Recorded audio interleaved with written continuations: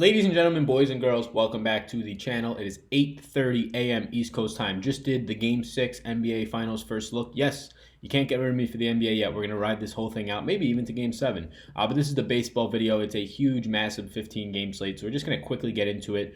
More so of a first look format. I have this spreadsheet. It's already up if you want the downloadable version. You can't see behind my head, whatever it might be. It's over on Patreon. You can support me over there. If you're new to the channel, welcome to the channel. My name is Sal Vetri. I've been doing the baseball videos for a few weeks now, and really with the NBA finishing up, I have a feeling a lot more interest is going to shed into baseball, as there is only probably a month or two before the NFL preseason and the NFL season starts. That's where a lot of the content will be going towards, which will be baseball on my end, and I imagine a lot of viewership will go there as well. So if you could hit the like button, it helps me out. New people who don't know that I make baseball content yet can start to discover me. I want to know if you're new to the channel. Let me know what you liked about the video, and if you did like the video or you watched a decent amount of it, hitting the subscribe button and the notification bell helps me out a ton. We're keying in on 5,000 subscribers, if you can see that. We're at like 4,930 or so. So I'm going to quickly go down. Usually I say I'm not going to cover all 30 pitchers, so I'm going to try not to cover all 30 pitchers for your sake.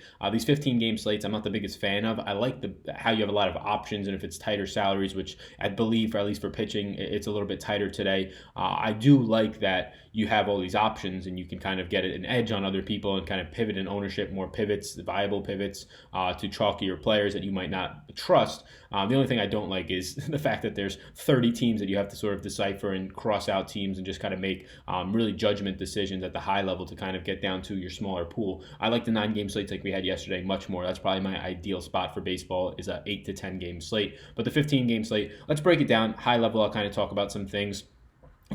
So nobody in the $11,000 range in pitchers, and Paddock at 10.6 is the most expensive pitcher on the slate, which is very interesting. Also, follow me on Twitter. That helps out a lot too. I post some updates throughout the day on fantasy things, and sometimes I even post this sheet more times than not. So Chris Paddock at 10.6, the most expensive pitcher today, 154 favorite to win the game, his team, and he faces the Giants, who are probably one of the 3 best matchups in baseball in terms of just having no power, having no offensive surges. They don't strike out a ton, below average at 23.7%.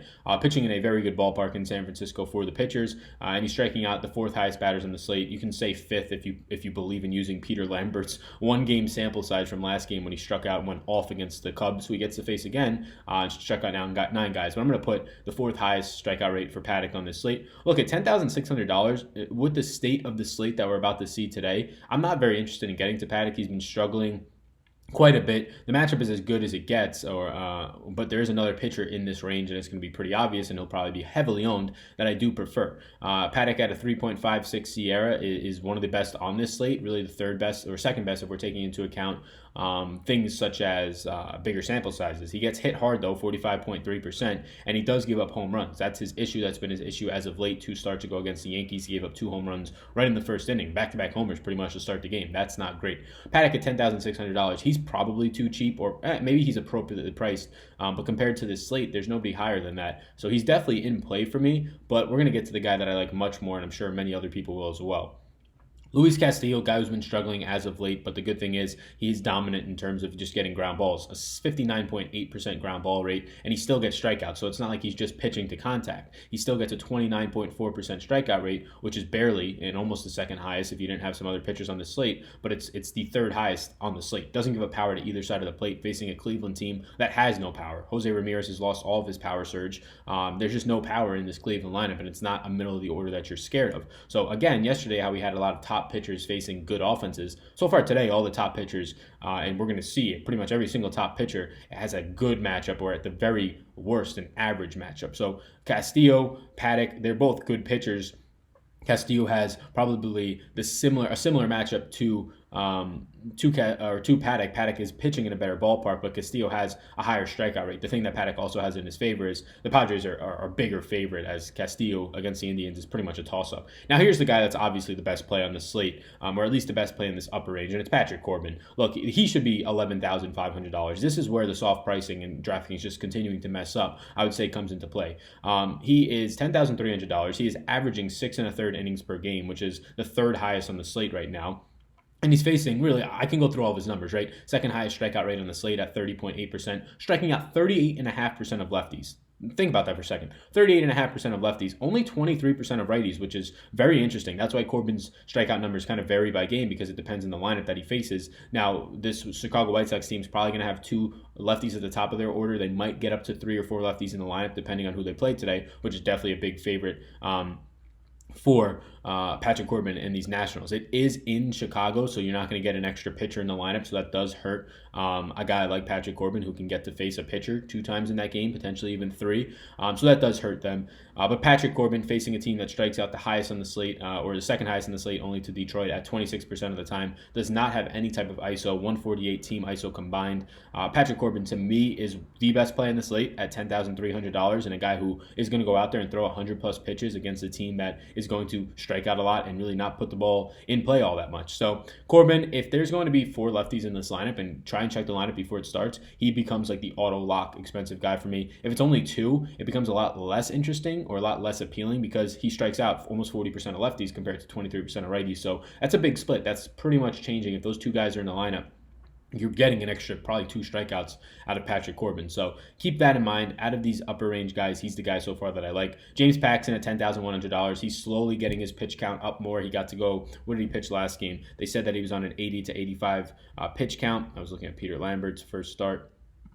And then he goes out there and he throws 83 pitches. So his pitch count has slowly come up. I imagine that he's going to get closer to a full go today, around 100 pitches. But until we see what his pitch count is, maybe they're going to lift it today against these Mets. If they were to lift it, well, then he becomes probably the best play in this range for me, more so than Corbin. Yes, the Mets strike out just around average, but he's much more, and at least this year, Yankee Stadium has played as a pitcher-friendly ballpark. The Mets are as average of a matchup as it gets in terms of their ISO, in terms of their strikeout rate. But Patrick Corbin striking out, or not Patrick Corbin, James Paxton striking out 35% of batters, 37 from the left side and 32 from the right side. That's elite stuff. So if James Paxton today is going to be going in an environment or going to be allowed to pitch 100 times or 100 pitches, he had 80 to 85 pitch count last time. He threw 83, so they kept him right in that. If by any chance that is lifted today, and I have to read the reports, then James Paxton is a guy that I have the most interest in the 10K range because he has the highest strikeout rate, and I think his stuff against the Mets elevates him more so than Corbin against the White Sox. But as of right now,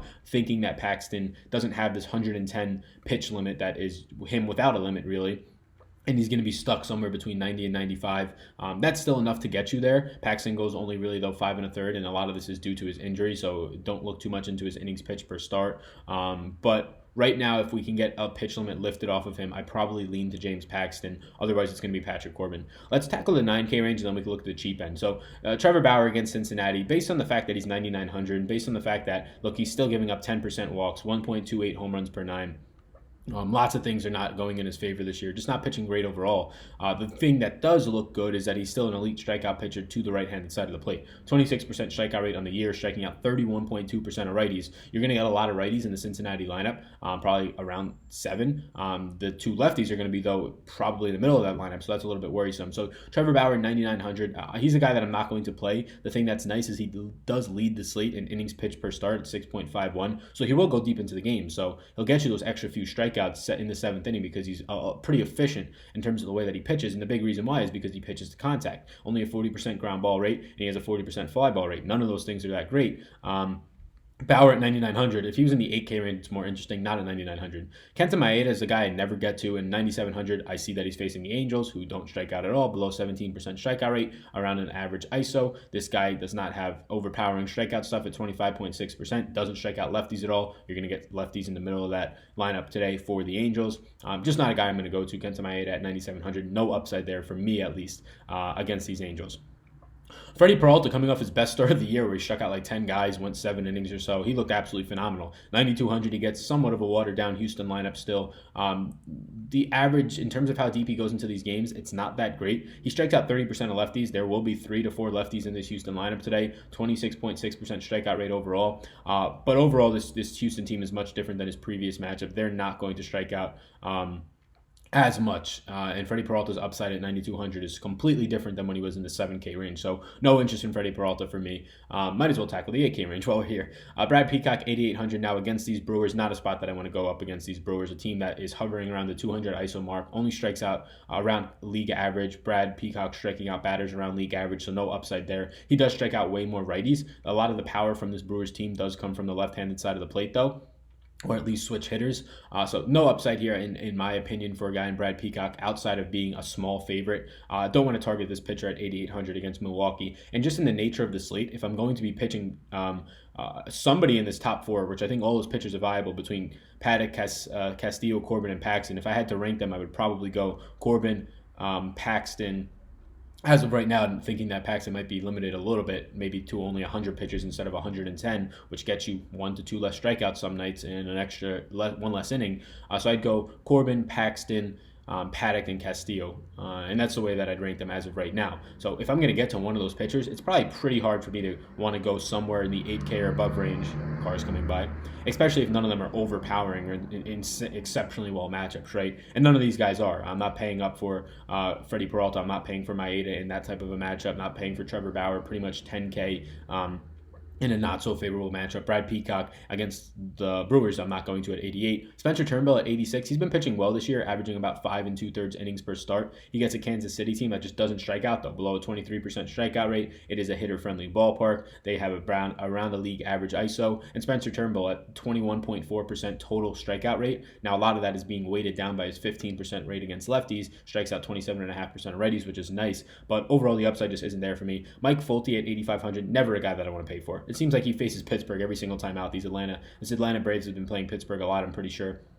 But a 4.56 Sierra is not great. 3 home runs per 9 is what Mike Folty's giving up. Hard hit percentage above 45%. Ground ball rate only is around 35%. That's not great. And he's giving up power to both sides of the plate. Over 300 ISO, and this is not an expected. This is just an ISO. So these numbers might be swayed a little bit, but not too much. Over 300 ISO to each side of the plate. You're getting a Pittsburgh team that just doesn't strike out today in a hitter-friendly ballpark in Atlanta. I want to stack Pittsburgh today. Give me 3-man stacks of Pittsburgh against Folty from either side of the plate. Maybe even more. The only good thing that Folty does is he has a under 5% walk percentage, but he's just pitching to contact, and he's giving up too much hard hit contact. 3 home runs per 9 is disgusting. No shot that I pay 8,500 for Folty. Last guy in this 8K range is Chris Archer, a guy who's just been absolutely terrible this year, giving up power to both sides of the plate. Only a 22% strikeout rate against this Atlanta team that is going to kind of flourish against Chris Archer. We saw Freddie Freeman. Once again, we've predicted Freddie Freeman's last 2 home runs on this channel. I don't think he gets there today. Archer is worse against lefties, so there would be more upside for Freddie Freeman against Archer in the middle of that lineup. He's not striking guys out. He's pitching to contact. 40% ground ball rate is disgusting. 40% fly ball rate is way too high. Walking 12% of batters, one of the highest on the slate. That's not great. And giving up 1.84 home runs per 9. I'm fine stacking either side of this game, whether it's Atlanta or Pittsburgh. The cheaper bats are probably where I'd go. 3-man stacks more so than anything major, but I don't want anything in the 8K range. They're all either overpriced or just bad pitchers that aren't going to get there at that price point. They should probably be Mike Folty and Chris Archer in the mid to low 7K range, in my opinion. The only upside is that they do go into the games in terms of 5+ innings, 5 2/3, which at least I guess pushes them up a little bit. So nothing in the 9K range really stands out to me. Nothing in the 8K range. So right now it's stars and scrub build, which it usually comes down to. 7K range is a load of pitchers. There's like 8 of them. Mike Fiers against Tampa, a team that strikes out on average, around league average, has an above ISO or above average ISO. Mike Fiers, 5.07 Sierra, walks 7% of batters, gives up 1.67 home runs per 9, and only strikes out 16% of his hitters. And it's not like he has a better split from one side of the plate. He's striking out 17% of righties and 16% of lefties. Fiers at 7,800. There's no shot in playing that. Jason Vargas. The Yankees got rained out yesterday, so you're going to have Jason Vargas pitching today, 7,600. Again, same spot as yesterday. I'd much rather stack the Yankees here. Yankees are going to be one of my favorite stacks.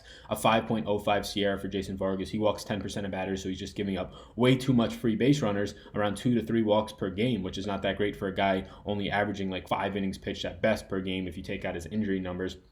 And he's striking out 19% of batters from each side of the plate. This Yankees team with around the 200 ISO doesn't strike out. The only upside is that it is in Yankee Stadium, which has been favoring pitchers so far this year. But when you take into account the short porch and the amount of power lefties that this Yankee team has in their lineup, you're going to get Didi, you're going to get Aaron Hicks, you're going to get even Brett Gardner batting from both sides of the plate. I do want the Yankees stacks today. That's probably going to be, at least right now, early on, a stack that I look at as being my primary stack. They'll probably be around 5.5 implied run total, even if it's only 5.2. I probably favor it a little bit more. The Coors Field game is always going to be around 6. That'll be the highest owned stack, but I like the Yankee stack a lot today. Mike Leach, Seattle versus Minnesota. I'm not pitching a pitcher against this Minnesota team that doesn't strike out and that just has way too much upside. When you factor in Mike Leach is giving up 1.98, so 2 home runs per 9, that's not great at all. And he's only striking out 16% of batters and only 13% from the right-handed side of the plate. Minnesota stack is going to make a lot of sense today. They're going to be heavily priced, I would imagine. I haven't looked too much into batter prices, but right now Minnesota and New York seem like two of the better stacks on this slate, and then taking smaller one-offs or smaller pieces from the Pittsburgh lineup that's going up against Fulte, or even the Atlanta lineup on the other side going up against Archer. Ariel Hirado going up against Boston. Not a guy that I want today. Even if he goes to the 4th or 5th inning, which he really struggles to get to at all. He's not a guy who has any strikeout stuff. He's facing a Boston team that doesn't strike out. This is just a very easy gloss over. I don't want any of it. Jake Arrieta against Arizona, another team that doesn't strike out, has a lot of power. Arrieta, I'd target one-offs, maybe David Peralta here. The left side of the plate against Arrieta is going to have a lot of upside today. He's a small favorite, but there's nothing else that really stands out. He pitches to contact way too much, 51% ground ball rate, and not a high strikeout rate. Shows you that he's pitching to contact. And his hard hit percentage is a little bit above, or a little bit bad, right? 38.5%. Not terrible, but nothing good. It's leading to 1.58 home runs per 9. Look, at 7,400, it's not going to work out for me. He's just a guy who doesn't have as much upside against this team.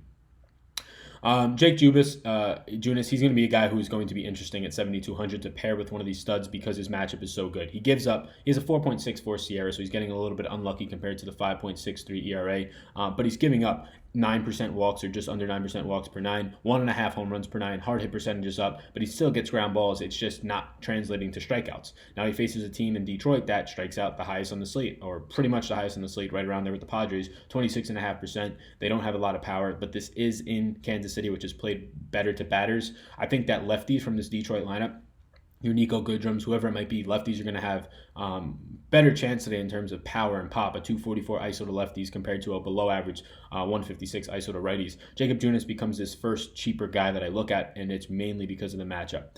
Go down a little bit more. John Means against Toronto has a good matchup as well. He's not averaging anything deep into the games. He's not a pitcher who really does anything in terms of having a ton of upside. 7,100 is probably 400 to 500 too much that I'd like to pay for John Means. Limits the walks, strikes out around average 24% of batters. He gets an above average matchup today, but in a ballpark in Baltimore that does not favor pitchers. John Means at 7,100 is interesting if you can fit it, but I'm sure there's a guy lower in this pitching slate that we can look at. Trent Thornton at $7,000 flat going up against that Baltimore team that doesn't strike out that much, does have a lot of pop, and he gives up a ton of pop to lefties, which he'll face one or two of those towards through the 1 through 6 hitters in this lineup. Doesn't get any ground balls, pitches to too much contact, around an average strikeout rate, going about 5 innings per start. Trent Thornton doesn't stand out. He's very much similar to John Means for just being a meh pitcher, decent strikeout stuff, but nothing fantastic in a favorable matchup for them. They're both in the same category for me in terms of, okay, they seem decent. Jake Junis matchup is a little bit, or not Jake Junis, John Means matchup is a little bit better, but Trent Thornton just is the favorite here. His offense, more so than not, probably gets to John Means more than anybody's going to get to Trent Thornton. I think he limits damage a little bit better. You're going to have some openers here. I don't even know. Darwin's on. Wow, I don't even know what that name is. Hernandez. He only goes 2 innings per start. I really don't even know who this man is. I'll be completely honest with you. Is he just an opener because he goes 2 innings per start? He only pitched 1 game so far, and he just went 2 innings. And he gave up no runs, so I imagine he's just an opener. So I'm going to just lean on him being an opener. Either way, I don't want to pay $6,900 for him. Felix Pena, as of right now, he is the probable starter, I believe. Let's see. Yeah, Felix Pena is a probable starter against this Dodgers team.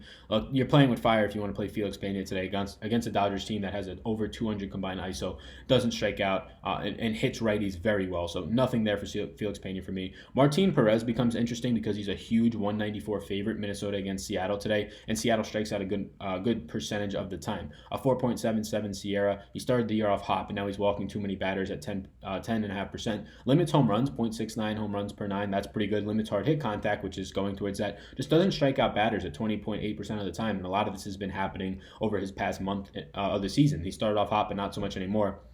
$6,700 Martin Perez, though, is right now probably one of my favorite cheap end guys, just because of the fact that he's going to get you into the 5th, sometimes the 6th inning, more so than not, though, around the 5th. He has a tough power matchup today, but they do strike out, and is in a ballpark in Minnesota that does favor the pitcher, and he's a huge favorite here with his team in Minnesota going up against Mike Leach, who's just going to give up bombs today to Minnesota. So Martin Perez is a guy that I actually really do like. Tyler Beede against San Diego, which is the best strikeout matchup on the slate. I believe Tyler Beede had a very nice start the last time out. Let's see. Oh, that's a lie. He only went 5 innings and did absolutely nothing. There was a start before that. He had a decent start at 7,800. So Tyler Beede is cheap enough now, and he has a very favorable matchup. This Padres team, though, does have power. They're in a ballpark that limits that power. Beede, though, with a 21% strikeout rate and just gives it up to lefties. So give me all the lefties here. Give me Reyes. I think Reyes hits a home run today. Eric Hosmer is going to be in a good spot. I like stacking the Padres today. Hopefully you get some price discounts against Beede, even in a hitter friendly or a pitcher friendly ballpark in San Francisco. The matchup's too good for a pitcher who just walks too many batters, just has a 5.6 ERA. And when I say walks too many batters, he walks 16% of batters. That's disgusting. Gives up 2 home runs per 9. I don't know why the hell I thought Tyler Beede pitched well in the last game. He had nothing here for me. Now you get down here, some of the Coors Field pitchers today. So Jose Quintana, a guy whose strikeout stuff isn't great. A guy who does limit the damage, though, 0.97 home runs per 9, which is interesting. Gets Colorado today, obviously in Coors Field. It's nothing fantastic. He's a guy that does go 5 2/3 innings per start, so that's pretty interesting. Lefty pitcher, Colorado struggles a little bit against them. 6,500 for Quintana. He's definitely in play. John Duplantier, not going to go that deep into the game. Not a great matchup against Philly. Just nothing here at 6,300 that I want compared to some other guys down here. Dakota Hudson against Miami, so you get this matchup against Miami for a guy who is probably going to be a decent-sized favorite. At 6,200, Dakota Hudson walks too many guys, gives up home runs, doesn't have any strikeout stuff, and I mean no strikeout stuff at 15%, and he gives up power to lefties. I don't even care if he's playing the Marlins. They're striking out less and less as the season goes on. This team still don't have a lot of power, but I don't want any Dakota Hudson here at 6,200. I shouldn't say don't want any, but he's not as interesting as 2 other guys in this range. Then you have a couple of openers. Let's just touch on Peter Lambert.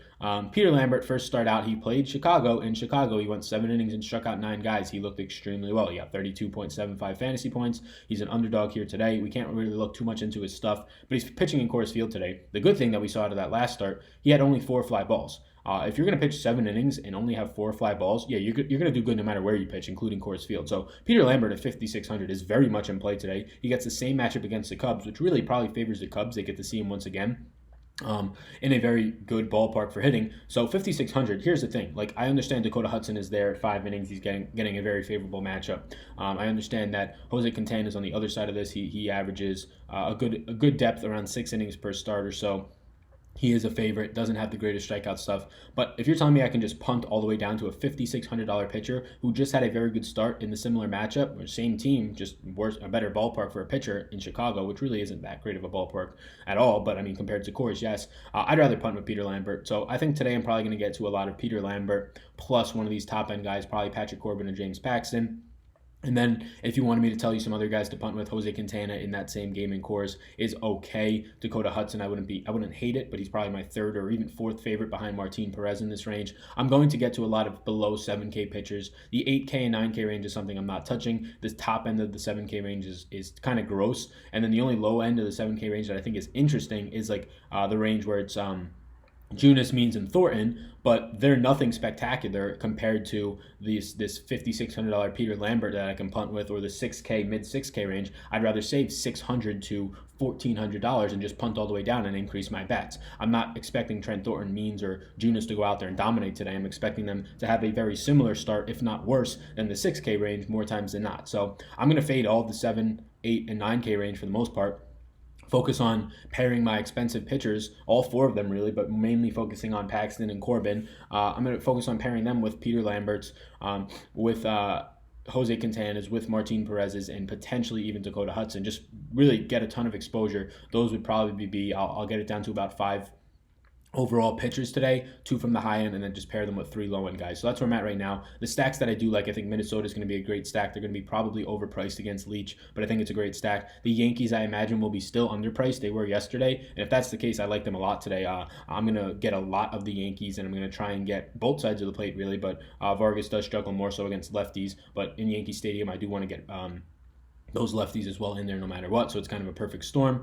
Those are the 2 guys that I would like to get to. I think stacking Detroit, especially lefties against Junis, might be some decent leverage if people start to go there. I'm fine doing that as well. Not much out there else that I'm really trying to look at. San Diego against Tyler Beede is actually a stack that I do like, focusing really on the lefties. He gives it up to lefties, not so much righties. So your Reyes is, your Garcia's if he's at the top of the order, your Eric Hosmer's. That's where I'm looking to go. And then Pittsburgh and Atlanta, I'm fine getting mini stacks, 3-man, 2-man stacks, or one-offs against either pitcher. Fulte giving up 3 home runs per 9, and Archer 1.84 with a ton of walks. There's a lot of upside from both of those lineups, really more so hitting on the Pittsburgh side against Fulte. So that's where I'm at, 15 game slate. Hope this helps. It's a quick little rundown. My name's Sal. Best of luck today, everybody. Hit the like button, hit the subscribe button before you leave. Helps me out a ton. And hit me up on Twitter. Follow me and let me know if you need any extra help or questions.